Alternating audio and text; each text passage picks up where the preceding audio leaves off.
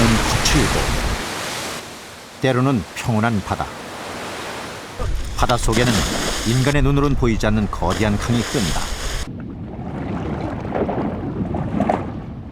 한반도로 향하는 바다의 강 스시마 난류.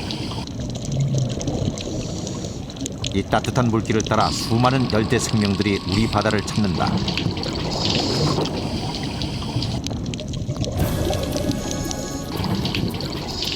그런데 최근 스시마 난류의 세력이 강해지면서 우리 바다 속에는 변화가 휘몰아치고 있다.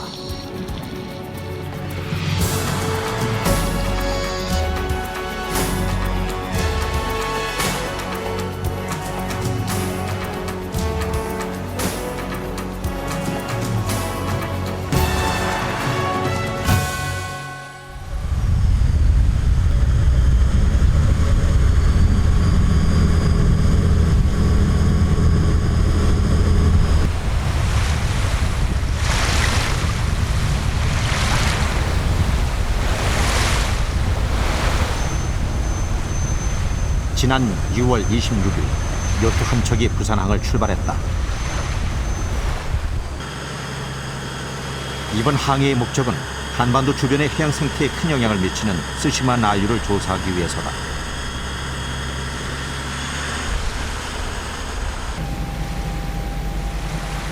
탐사 요트는 현해탄을 가로질러 일본 큐슈 남쪽의 야쿠시마 섬으로 향했다.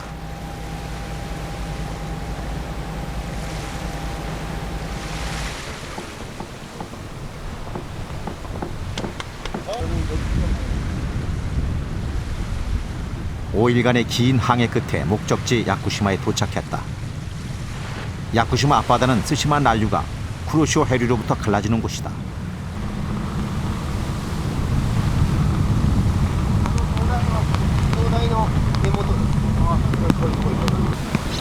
이번 탐사에는 국내 최고의 해양학자들이 참여했다. 25년간 해양 어류를 연구해온 영정구 박사. 저쪽엔 주로 이게 산호예요, 물고기예요. 지금 다른 거. 무척추 동물의 권위자 손민호 박사.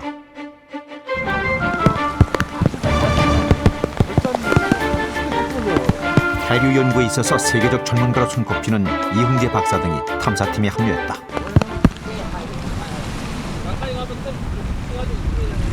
자, 고!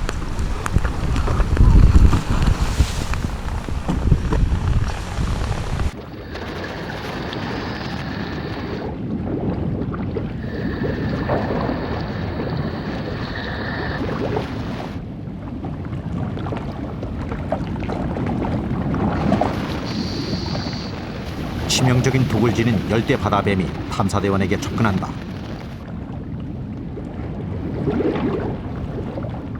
이번 조사의 목적은 스시마 난류가 시작되는 이곳과 우리나라의 생물종을 비교해보기 위해서다.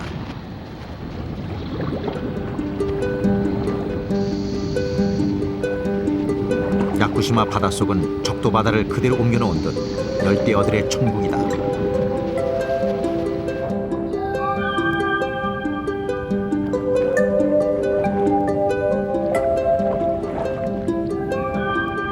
엔젤피쉬 뒤에는 어린 청줄 청소 놀래기가 뒤따른다.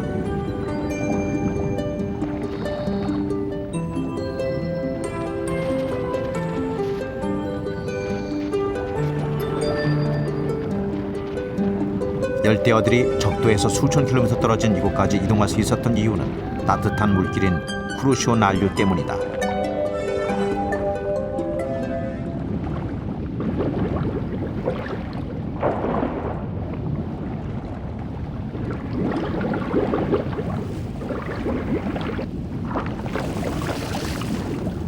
따뜻한 물을 좋아하는 셋줄멸은 난류를 따라 커다란 무리를 이룬다.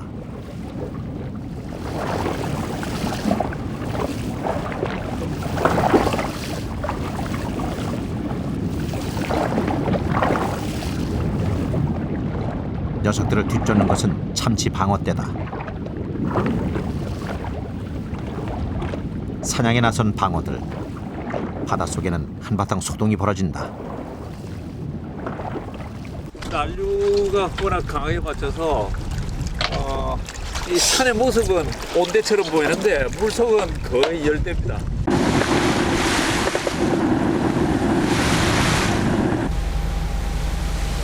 바다의 어떤 힘이 물고기의 대규모 이동을 가능케 하는 것일까? 탐사팀은 쿠로시오 본류를 찾아 야쿠시마 남서쪽 바다로 향했다.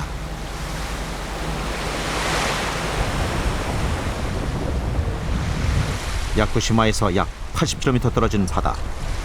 해양연구원 이흥재 박사팀이 분주해진다. CTD라 불리는 이 장비는 바닷물의 수온과 염분을 측정한다. 이것은 주변보다 수온과 염분이 높은 전형적인 쿠로시오 난류대다. 19, 50 윈치 스탑. 수온 25.5, 25.5, 염분 34.1. 34.1. 저희 용어로는 고온, 온도가 높고 고염이라는 표현을 씁니다. 그래서 구로시오라는 해류는 고온, 고염의 그 물을 수송하는 그 해류거든요. 하나, 둘, 셋. 하나, 둘, 셋. 그렇다면 쿠로시오 해류는 어디로 흘러가는 것일까? 표류 부위는 해류의 방향과 속도를 측정하는 장비다.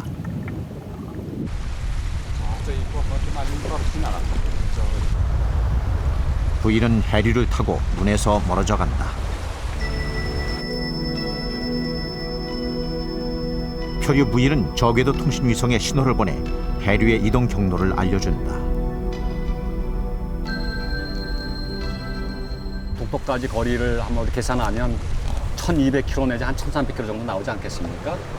그러면은 그게 본류를 타고 바로 직접 간다고 가정을 하면 가장 빨리 가면 얼마 며칠 만에 도달할 수 있을까 보면 한 40일에서 한 45일 정도 걸리지 않을까. 서태평양 적도 바닷속.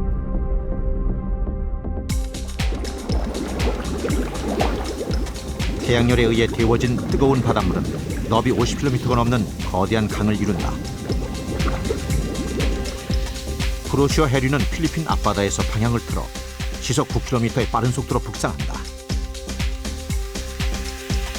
야쿠시마 남서쪽에서 쿠로시오와 갈라진 스시마 난류는 우리 바다에 적도의 뜨거운 열을 공급하는 유일한 해류다.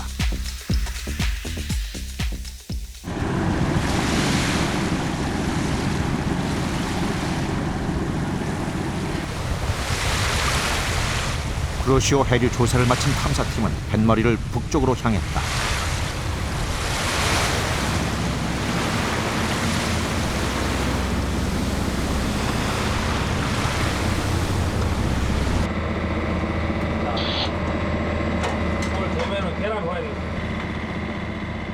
탐사 요트에는 간단한 조리를 할 수 있는 주방 시설이 갖추어져 있다.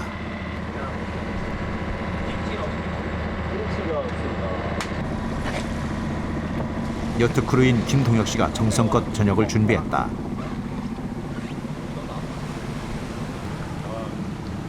오늘의 메뉴는 하이라이스.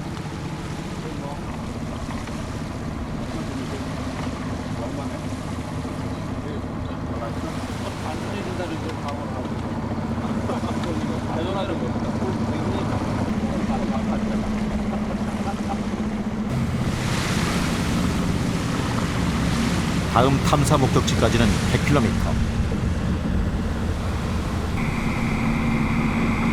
오늘은 밤새 항해를 해야 한다.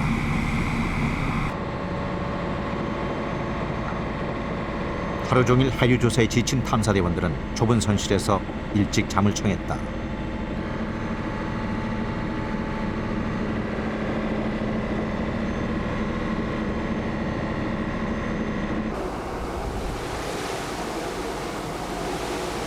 이튿날 아침, 탐사선은 야쿠시마 섬 이소만에 도착했다.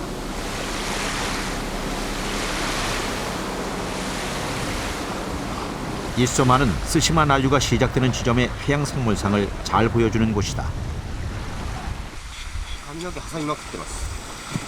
탐사팀은 입수 준비를 한다. 이들은 풀페이스 마스크로 불리는 무선 통신 장비를 이용해 바닷속 세계를 생생히 전달해 줄 것이다.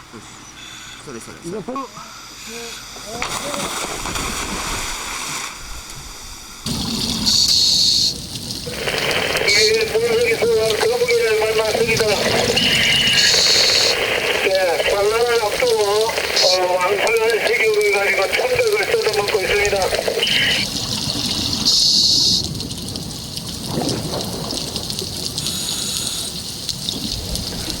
예, 거북이를 따라가 보도록 하겠습니다.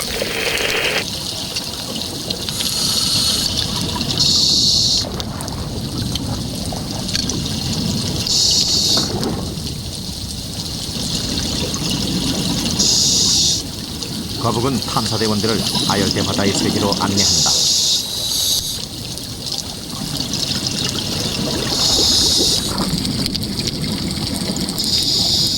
산호 군락이 펼쳐진다. 이곳의 산호는 우리나라와는 달리 몸이 단단한 하드코라, 즉 경산호다. 산호하고 고기들은 마치 열대 바다에 온 것 같습니다. 아주 예쁩니다. 멋있습니다. 따뜻한 난류는 해양 생물들에게 최적의 성장 환경을 제공한다. 예, 열대 바다의 해삼이 엄청나게 큽니다. 대단한 크기입니다.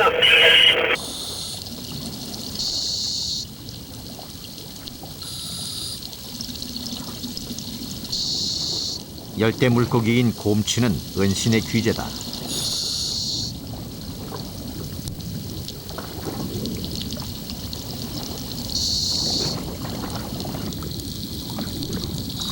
흑점껏 꿀복은 제주 바다에서도 흔히 볼 수 있는 녀석이다.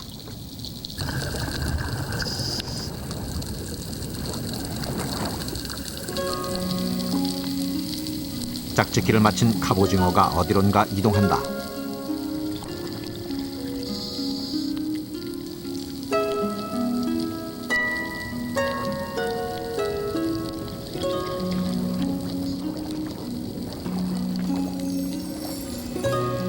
갑오징어는 입가에 붙은 촉수를 이용해 산호 속에 알을 낳는다.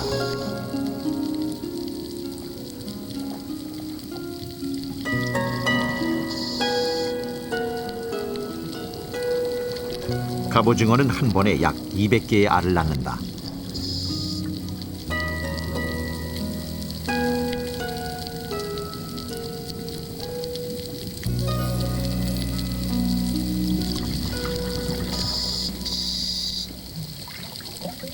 명정구 박사가 낯익은 물고기를 발견했다.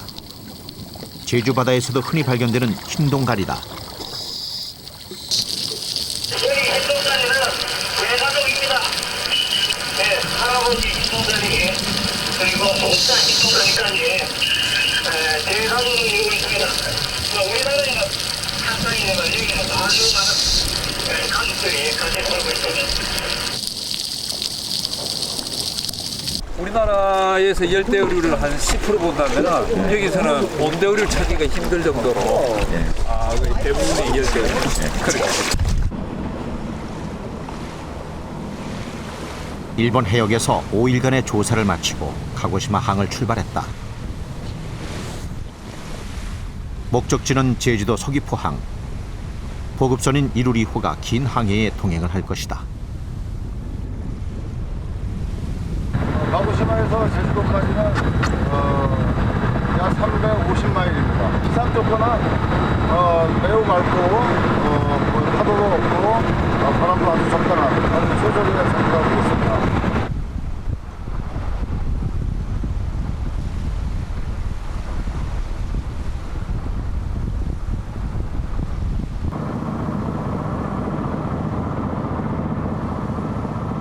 명정구 박사는 야쿠시마에서 관찰한 어류들을 분류하고 있다.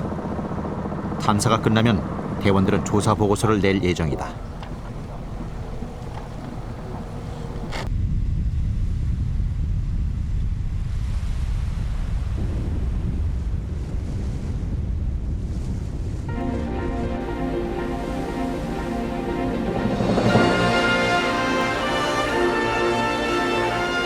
검고 거친 바다라는 뜻을 지닌 휴네탐.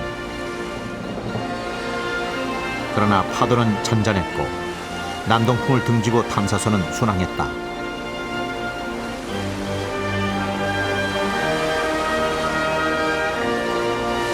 스시마 난류는 우리 바다로 흐르는 해류지만 최초의 과학적인 조사는 일제강점기인 1932년 일본인 해양학자 우다에 의해서였다. 우리나라에서는 1970년대부터 조사가 이루어졌지만 스시마 해류 전 구간에 대한 탐사는 이번이 처음이다.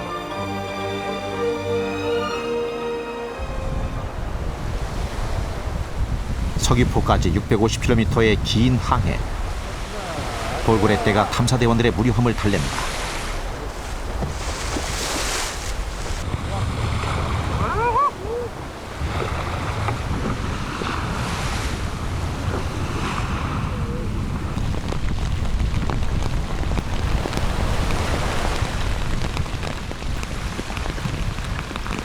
밤이 되자 장마전선과 마주쳤다.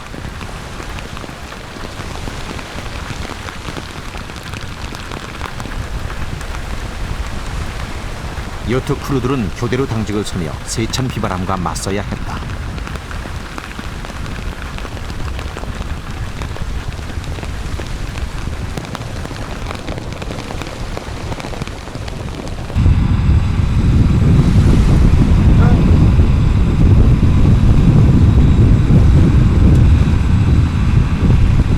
다음 날 아침, 비는 폭풍으로 바뀌었다.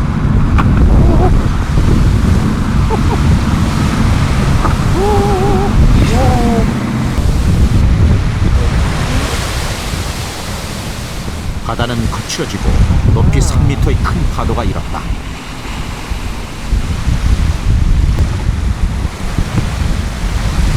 김성규 선장의 얼굴에도 긴장감이 역력해졌다. 바람은 태풍에 근접하는 시속 50km를 넘나들었다.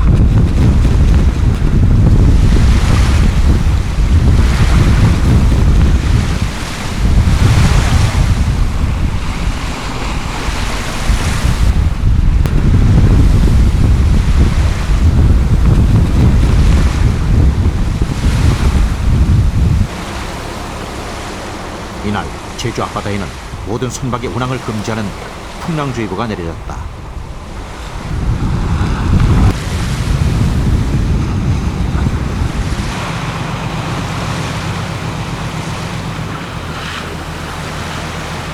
(20여 시간) 동안 파도와 싸운 끝에 탐사선은 서귀포항에 도착했다.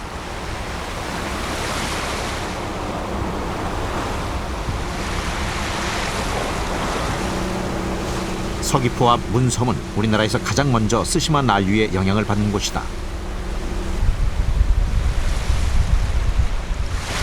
다음 날에도 파도는 잦아들지 않았다.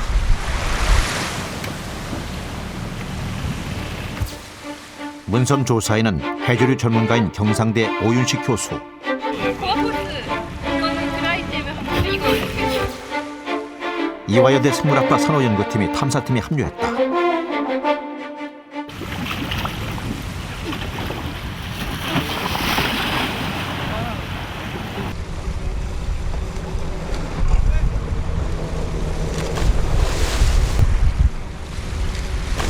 파도는 거셌지만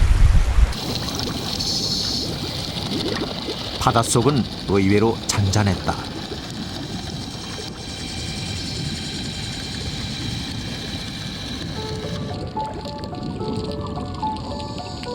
무리를 이룬 물고기들이 탐사대원 앞에 나타났다. 열대 어종인 줄도와 도미다.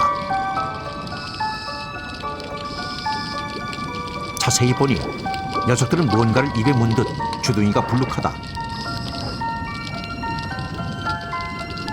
줄도와돔 수컷은 암컷이 산란한 알을 입에 머금고 키우는 습성이 있다.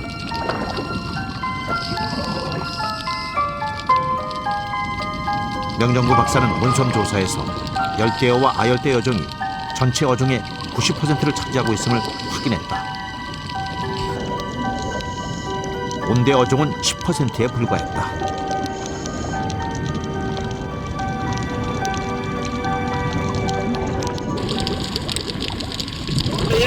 우리나라 남부에 온대 어종이 할 수 있는 피고기, 강물레기 등의 살도들과 뒤섞여 있고 가보시면서 볼 수 있는 청수물레기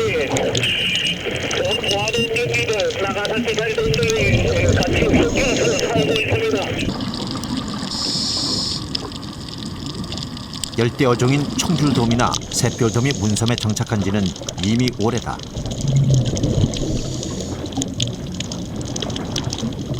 이것은 제주 앞바다가 스시마 난류의 영향을 받아 아열대화되었다는 증거다. 한동안 저 열대바다에서 스시마 난류를 타고 우리나라 남쪽 바다에까지 먼 여행을 해서 여기까지 도달했습니다.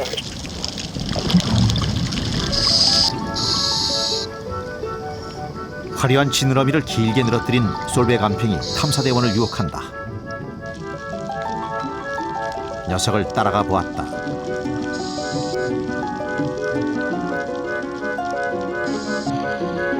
야쿠시마에서 보았던 흰 동가리가 모습을 드러낸다.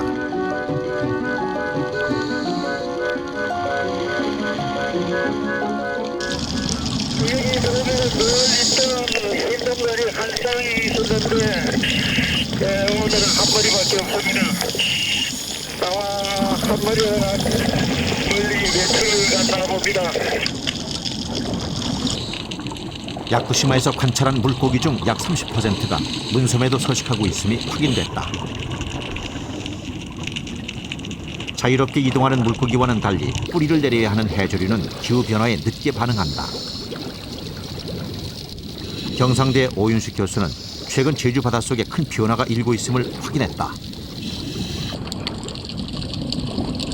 미기록종으로 아열대성 해조류인 분홍칩과에 속하는 홍조류의 번식이 급속히 확산되고 있는 것이다.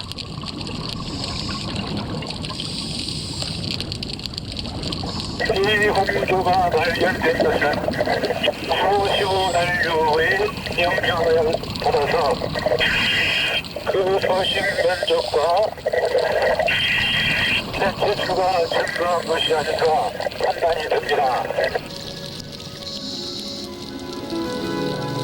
산호초에는 어떤 변화가 있을까? 이화여대 산호연구팀이 조사를 시작한다. 스시마 난류가 빚어낸 문섬의 연산호 군락은 지구에서 가장 경이로운 장관을 연출한다.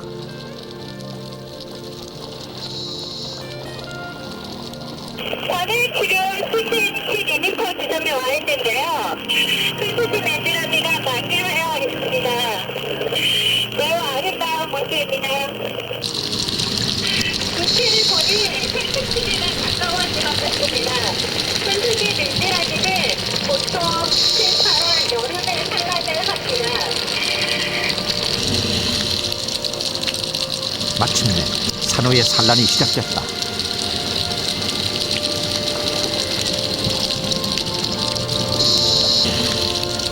산호는 조류가 샌 날을 골라 암컷이 산란을 하고 수컷이 정자를 방출해 수정이 이루어진다.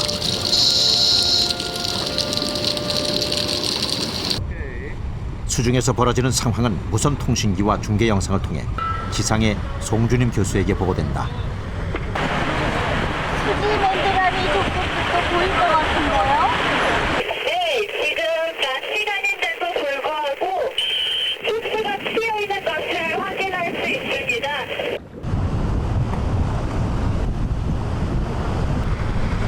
다른 산호들도 보이십니까? 네, 이곳에서는 지금 확인이 힘들 것 같고요. 새로운 산호초를 찾아서 다른 곳으로 이동하도록 하겠습니다. 문섬에서 얼마 떨어지지 않은 곳.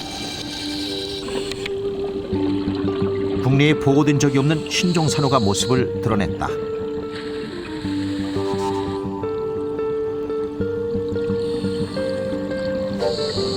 열대 산호인 가죽 맨드라미는 오키나와에서 주로 발견되는 것이다. 제가 35년 이상을 이 바다를 조사를 했었는데 그동안에 보이지 않는 그런 산호종입니다.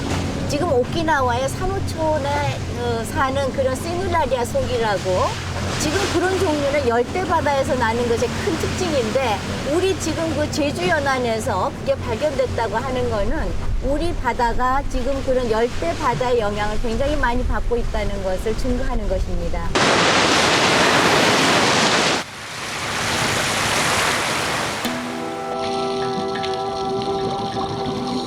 스시마 난류를 따라 불청객도 찾아왔다.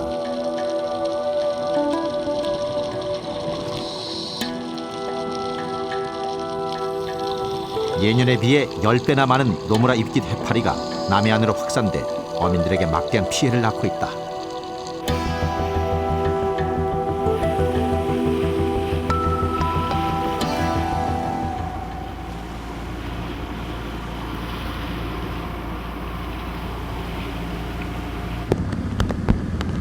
문섬 조사를 마친 탐사팀은 스시마 난류의 본류를 찾아 동쪽으로 향했다.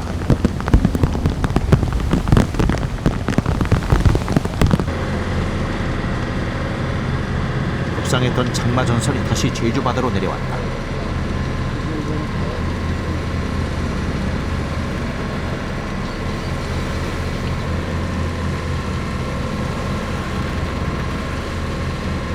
이번 해류 조사에는 해양연구원 조초로 박사팀이 참여했다.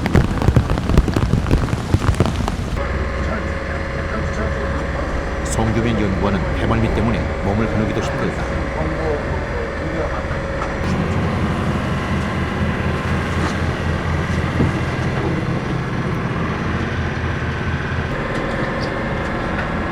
제주 연안과 스시마 난류의 수온 차이를 알아보기 위해 20km마다 관측을 실시했다.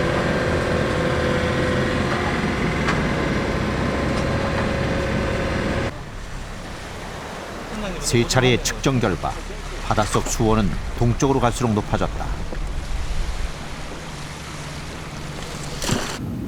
서귀포에서 동쪽으로 90km 떨어진 바다에서 스시마 난류의 본류를 찾았다.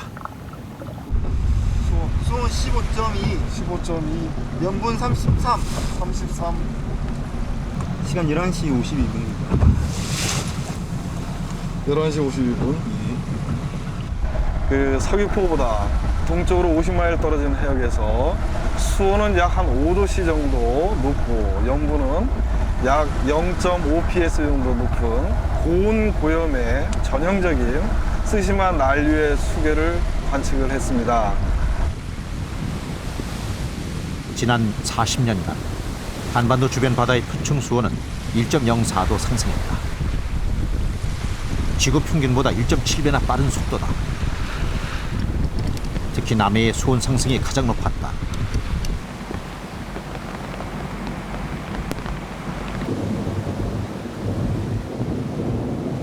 거무도 동쪽에 위치한 백도는 남해에서 스시마 난류의 세력이 가장 강하게 미치는 곳이다.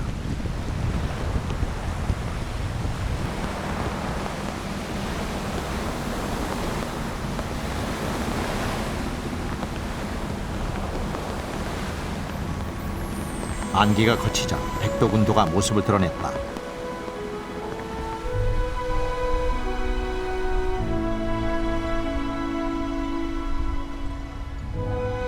서른아홉 개의 작은 섬들로 이루어진 백도.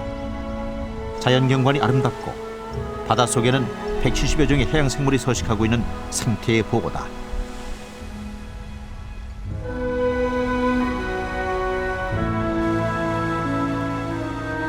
이런 이유로 백도 주변 200m 해역은 보호구역으로 지정돼 있다.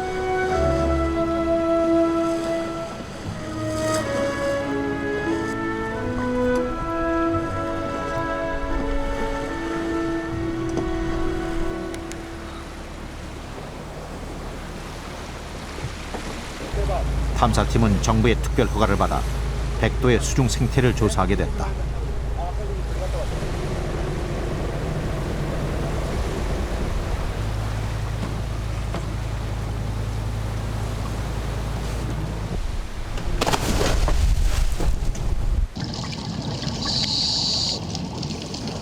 난대성 해조류인 감태가 무성한 숲을 이루고 있다.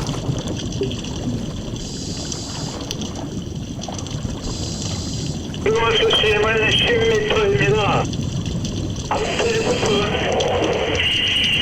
34m에서부터 9m까지 발달되어 있습니다.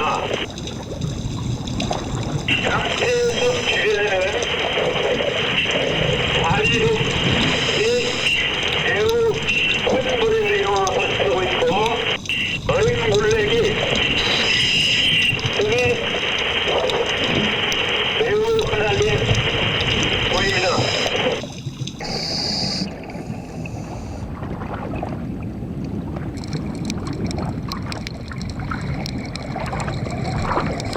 바위 틈에는 아열대 어종인 자리돔과 난대성인 돌돔 등이 무리를 이루고 있다.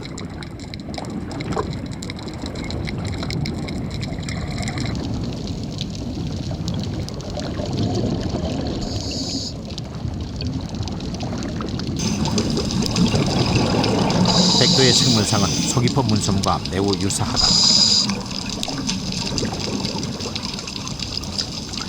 아열대 해역에서 발견되는 연산호 군락지도 발견됐다.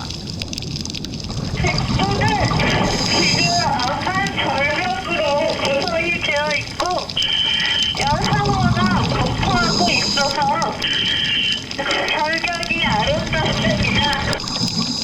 제주 앞바다 비교하여 어떻습니까? 서귀포 말씀이십니까? 네. 서귀포에 분포하는 연산호에 크기는 작은 편입니다. 연산호의 경우 약 10cm에서 20cm 정도 크기가 되는 것 같습니다.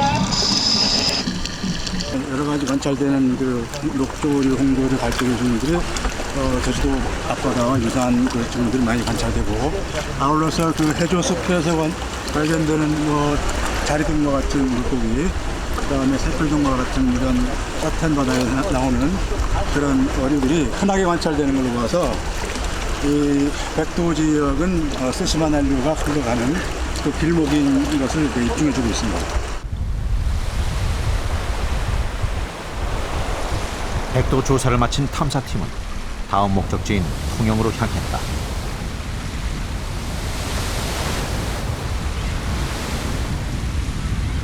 항해 도중 한 탐사대원이 뭔가를 발견했다.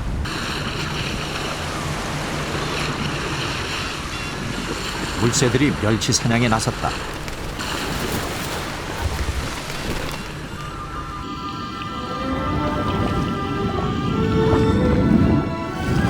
바닷속에는 멸치떼가 난류를 타고 이동하고 있다.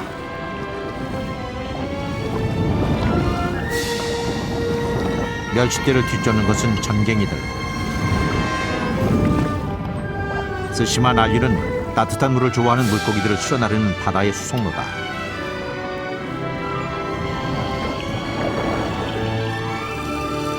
멸치떼를 뒤쫓는 또 다른 무리는 갈치. 갈치는 마치 칼날을 휘두르듯 몸을 세워 멸치 사냥에 나선다.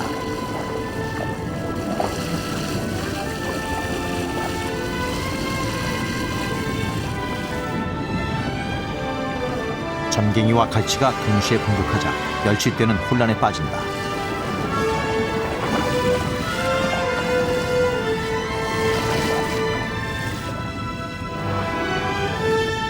때로는 온난화가 풍요를 가져오기도 한다. 수온 상승으로 갈치어장이 일찍 형성되면서 제주어민들은 지난 한 해 사상 최고의 갈치 어획고를 올렸다.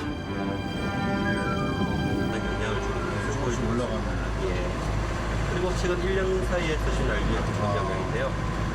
국립수산과학원의 한인성 박사는 남해와 동해의 수온 상승이 스시마 난류와 밀접한 연관성이 있다고 주장한다. 지난 40년간 수온 변화를 분석한 결과 스시마 해류가 통과하는 수역이 다른 곳보다 수온 상승 경향이 뚜렷하게 나타났기 때문이다. 스시마 난류가 흘러가는 본류역과 남해에서는 50m 층과 100m 층에서도 수온 상승이 뚜렷하게 나타나고 있고, 그 외 해역, 우리나라 주변에서 그 외 해역에서는 그런 양상이 보여지지 않고 있는데, 이는 남해와 스시마 난류의 본류가 흘러가는 해역에서는 해류가 중요한 역할을 하고 있고, 반면에 다른 해역에서는 대기가 열 공급에 중요한 역할을 하고 있는 것으로 생각되집니다.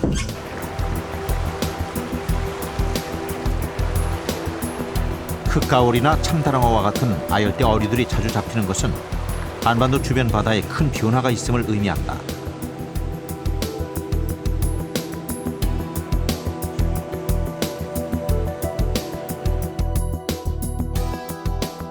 일도시의 상승은 고등생물인 인간에게는 작은 변화지만 해양 생물들에게는 생존을 좌우하는 충격이다. 수온의 0.5도 상승은 우리가 그 대기 온도의 약 10도 전후의 그 온도 변화하고 맞먹는다 그러거든요. 그러니까 지금 쭉 올라오면서도 이 생물은 이곳에 우리가 아는 이곳에는 나타나지 않아야 되는 아열대성의 고수온의 생물임에도 불구하고 여기에도 많이 나타난다 하는 현상 자체가 이미 우리나라 주변도 이런 수온 상승이나 기후 온난화에 상당한 영향을 받고 있다는 것을 증명하고 있습니다.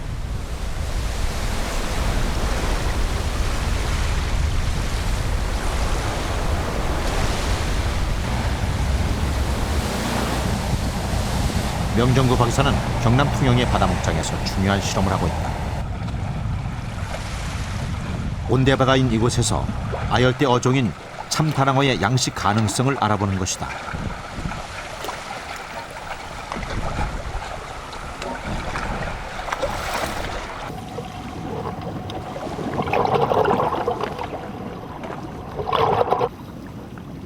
만약 참다랑어 양식이 경제성을 갖추게 되면 우리나라 어족 자원에 큰 변화를 가져올 것이다.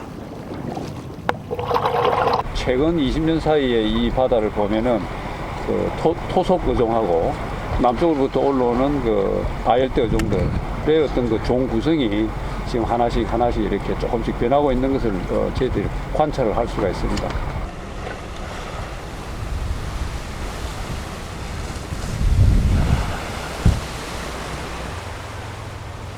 7월이 되면 통영 앞바다에는 거대한 멸치 어장이 형성된다.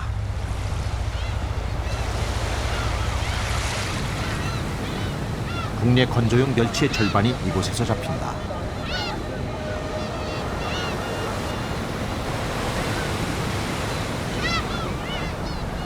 긴 그물을 감아 올리자 엄청난 양의 고기가 딸려온다.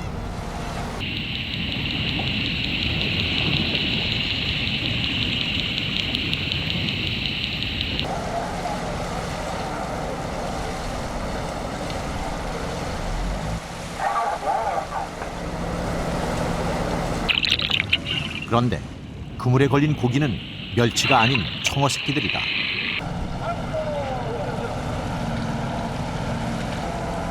동해의 찬바다에서 잡히던 청어가 남해에서 잡힌 것이다.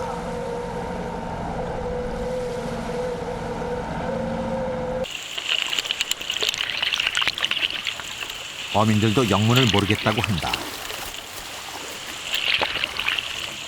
멸치가 잡히는데 멸치가 안 잡히면 다 청어입니다. 청어. 청어는 원래 산물에 나는 건데 지금 청어가 잡히는 우리도 이해가 잘 안 됩니다. 이곳에서 청어가 잡히는 것은 냉수대 때문이다.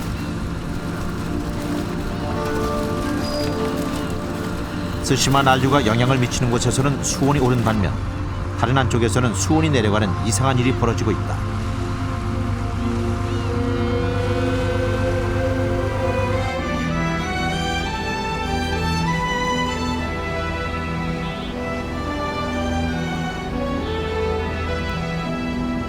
대한해협을 거쳐 동해로 접어든 스시마 난류는 울진 앞바다에서 다시 두 갈래로 나눠진다.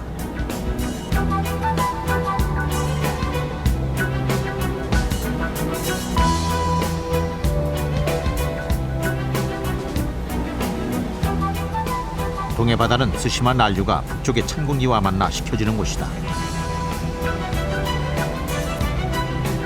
그러나 최근 지구온난화로 인해 북쪽의 찬 공기 유입이 줄어들면서 스시마 난류의 세력이 강해지고 있다.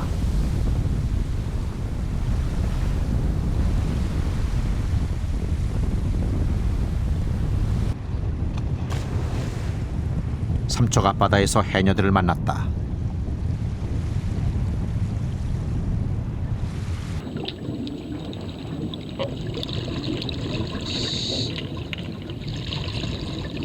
물속에는 온통 성게뿐이다.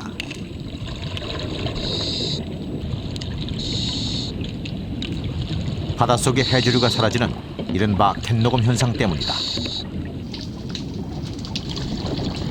해조류가 자라지 않자 해조류를 먹고 사는 전복도 줄어들었다. 맨날 위에 풀 조금 났는 데는 전복이 하나씩 있고 조금 밑에는 전에 전복이 있다는 데 전복이 하나. 강원도 삼척 갈라미역이를 하면은 원조 갈라미역이를 하면은 옛날 임금님이 잡았는데 미역이 좋아가지고 요즘 미역도 안 나요. 미역도 안 나고 이 해녀들 처음 먹고 살기도 너무 힘들어요.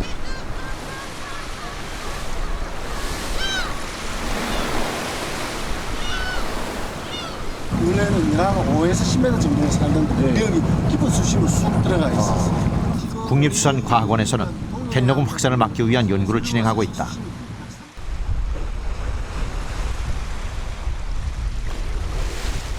(10여 년) 전부터 번지기 시작한 갯녹음은 최북단 청정의 역인 거진항까지 확산되고 있다.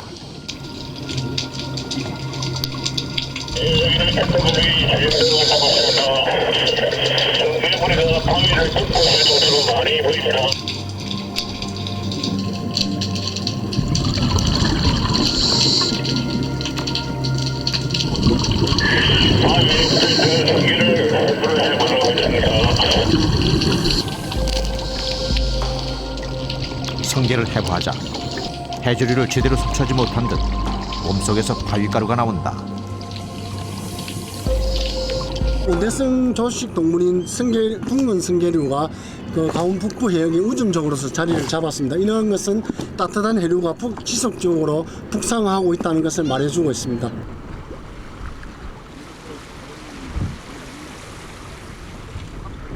탐사 요트에 문제가 생겼다. 안개 속을 항해하다 요트 밑에 어망이 걸린 것이다.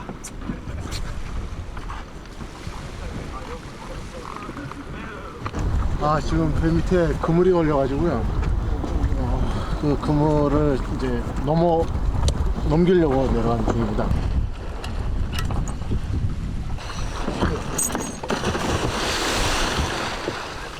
모두가 긴장했다. 오지마! 오지마!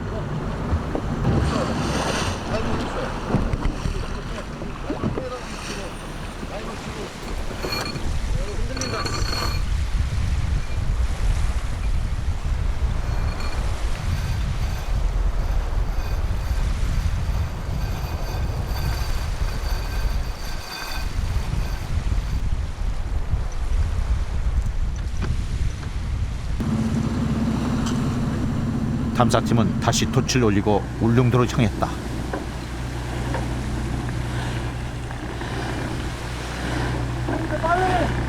기상 조건은 그 남에서 남동풍이 오전에 8에서 13m/s, 그다음에 오후에는 10에서 14. 그래서 약간 뭐 부담 가는 속도, 다른 속도지만. 삼척에서 울릉도까지는 140km. 탐사 요트는 시속 20km로 항진했다.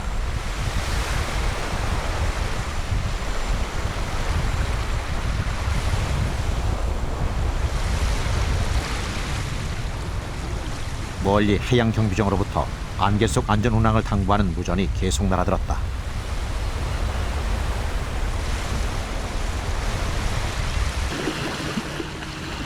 울릉도에 도착할 즈음 안개가 걷히기 시작했다. 울릉도는 수심한 안류가 영향을 미치는 북쪽 끝자락이다.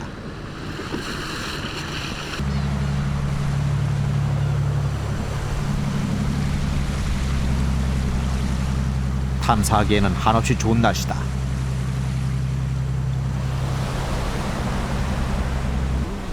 빨리 내려가 버리면 아무것도 제가 볼 수가 없어요. 일단 내려가고 바닷가에 내려가서 어느 정도 오케이 사인 나면은 그때부터는 올라오면서 이렇게 울릉도는 생태지리적으로 중요한 지역이지만 그동안 독도에 가려져 해양 조사가 체계적으로 이루어지지 않았다.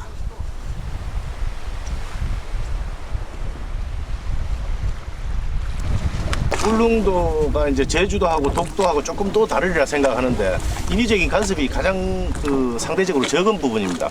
그래서 이쪽은 무척추 동물도 종 다양성이 다른 곳에 비해서 아마 상당히 종 다양성이 높지 않을까. 아무래도 이 본토하고 격리된 지역이 돼서 이 해조상이 굉장히 건강한 것으로 알려져 있습니다. 직접 확인해 볼 것입니다.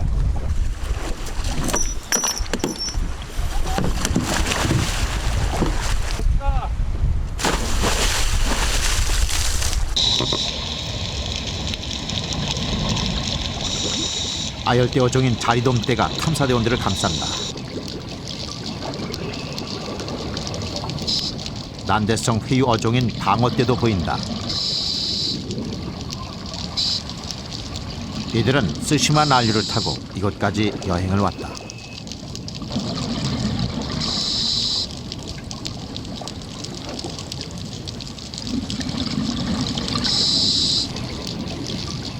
이번 조사에서 울릉도에는 열대와 아열대 어종이 60%, 온대 어종이 약 40% 서식하고 있음이 확인됐다.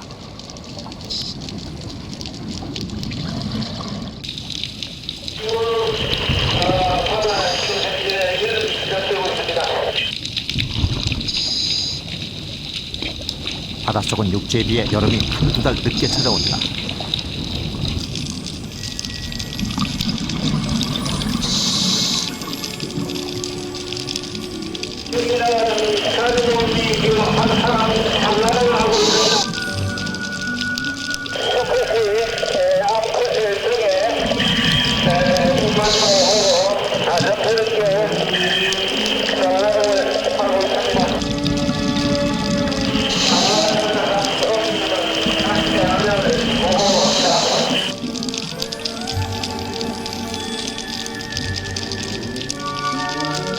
자리돔이 산란을 하고 나면 구청객이 몰려든다.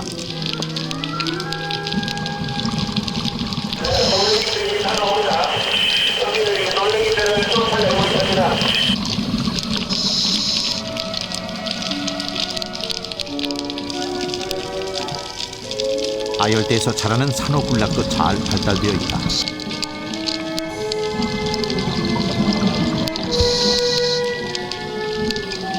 부채풀 산호는 촉수를 벌려 산란 준비를 한다.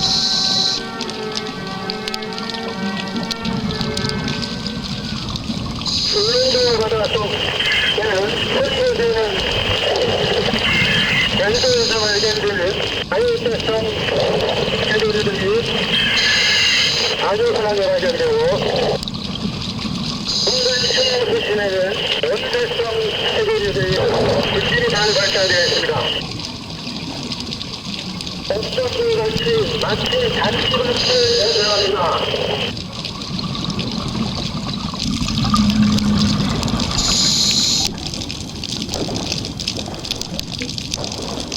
울릉도 바다는 온대와 아열대 생물들이 공존하는 독특한 생태를 보인다.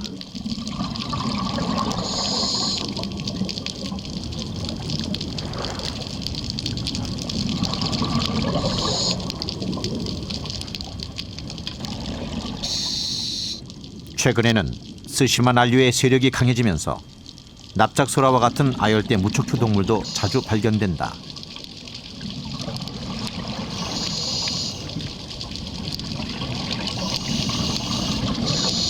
여기는 그 온대성 무척추동물하고 아열대성 무척추동물, 즉 제주도 이남 쪽에서 많이 나타나는 수영고동이나 보석 말미잘도 나타나면서 그 외의 것들은 온대성 일반 무척추동물들이 많이 나타나는 완전 혼합 지역으로 판단이 됩니다.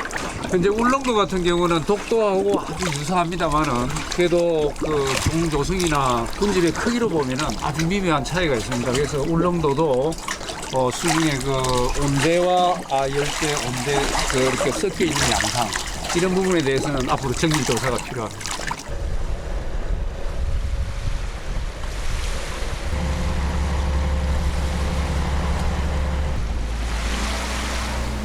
탐사는 막바지에 이르렀다.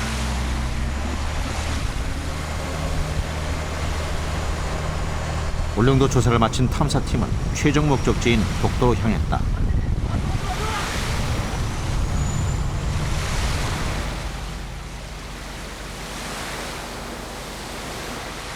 울릉도에서 독도까지는 92km. 독도는 작지만 우리 바다를 넓게 해주는 섬이다.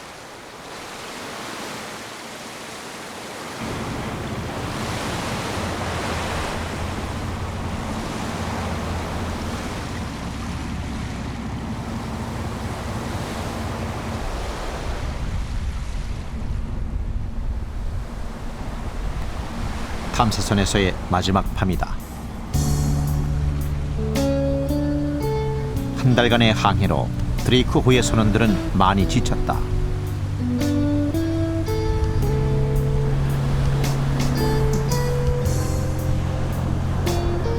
독도로 가는 길은 늘 설레인다.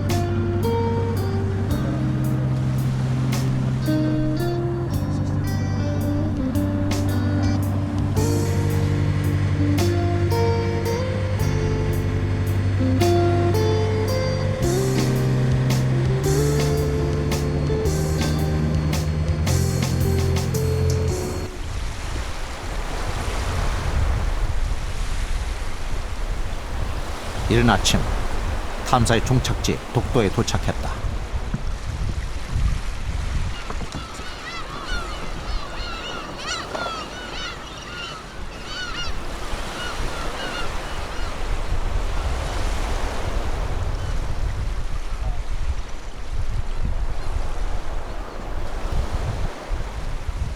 쿠로시오에서 갈라져 1200km를 달려온 쓰시마 난류는 독도 바다를 데우고 동쪽으로 사라진다.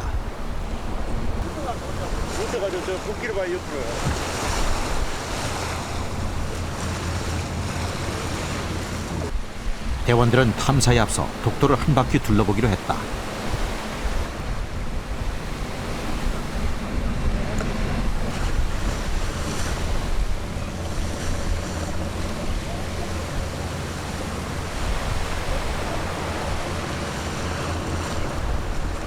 섬은 작지만 이 생물상으로는 절묘하게 그런 우리가 잘 볼 수 없는, 제주도는 완전히 아열대지만 여기는 한 70-80%가 아열대고 나머지 20-30%는 온대 해역의 생물상을 보여주는 지역이죠.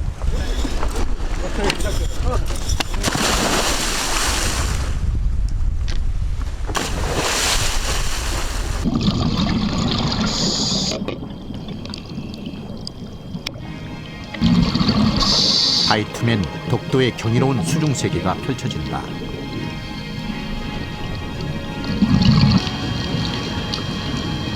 독도에서 관찰된 어종 중 열대와 아열대 어종은 약 60%. 독도가 도의 가운데 위치한 섬이지만은 물속에서 만날 수 있는 물고기들을 보면은 남쪽에서 올라오는 난류를 타고 이곳 독도에 방문을 해서 따뜻한 여름을 보내고 성장해 나가는 많은 어종들이 활습을 할 수 있습니다.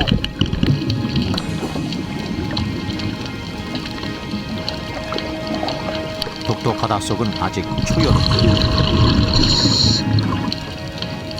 한여름이 되면 파랑돔이 먼 제주 바다에서 이곳으로 여행을 와 산란을 할 것이다.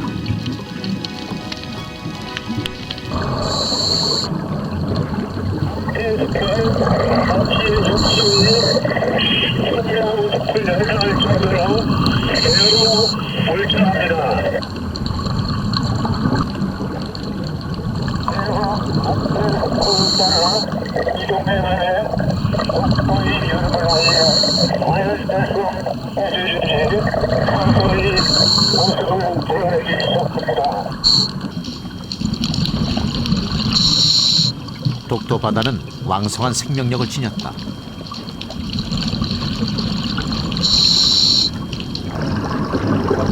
그러나 최근 이곳에도 변화의 조짐이 나타나고 있다.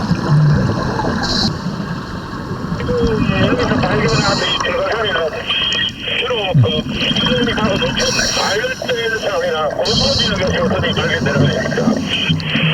저도 이 얼룩으로 독도 탐사를 여러 번 참여했지만 이 정도 크기의 이종을 발견한 것은 처음인 것 같습니다. 위로부터 내려오는 찬물과 또 밑에서 올라오는 따신물이 합쳐지면서 그 온대성, 아열대성 또는 한대성, 특히 독도 같은 경우는 지금 뭐 찬물과 따신물이 완전히 섞여 있는 뭐 교과서와 같은 그런 곳입니다. 그래서 독도를 마지막으로 탐사는 끝이 났다. 고생하셨습니다. 고생하셨습니다.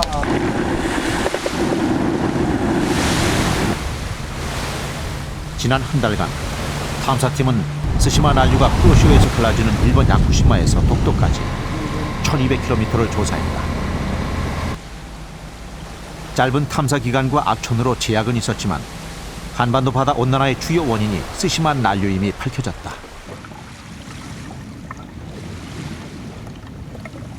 해안해부를 통해서 들어온 서시마 난류는 북상하여서 차가워져 다시 가라앉아서 남쪽으로 내려오게 됩니다. 최근 지구온난화 관계돼서 이렇게 따뜻한 물이 아래쪽으로 가라앉을 수 있는 힘 자체가 약해지고 또 그렇게 가라앉을 수 있는 이벤트 자체가 줄어들게 됩니다. 이와 같은 지구온난화 관계된 양상은 대양의 지구온난화를 연구하는 데 동해가 매우 중요한 모델로서 사용될 수 있다.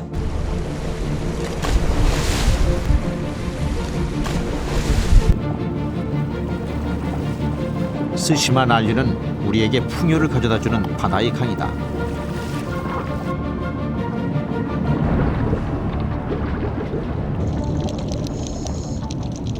그러나 스시마 난류의 세력이 강해지면서 새로운 종이 출현하고 서식 면적이 확대되는 등 이상 징후들이 나타나고 있다.